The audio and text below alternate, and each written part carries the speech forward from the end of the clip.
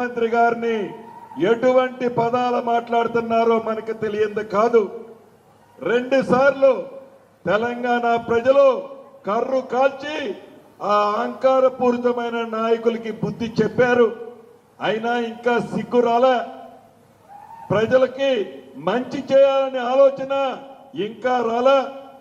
కేవలం అధికారం అనే దాహంతో అధికారం కోసం రంకెలేస్తున్నారే తప్ప 10 సంవత్సరాల పరిపాలనలో ఉన్నప్పుడు పేదవాడికి కావాల్సిన అవసరాలు తీర్చాలి అని ఆలోచన రాని ఆ పెద్ద మనుషులు ఈనాడు ఈ ఇందిరమ్మ ప్రభుత్వం, మీ దీవెళ్లతో వచ్చిన ప్రభుత్వం, ఈ ప్రభుత్వ పరిపాలన చూసి ప్రతిరోజు కడుపు నిండా నింపుకొని ఉన్న విషయాన్ని కమ్ముతూ చిమ్ముతూ ఎలా మాట్లాడుతున్నారో మీకు తెలియంది కాదు.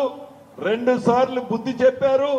రాబోయే స్థానిక సంస్థ ఎన్నికల కోసమే ఇప్పుడు ఆడుతున్న డ్రామాలన్నీ. అంతకు మించి ఏమీ లేదు.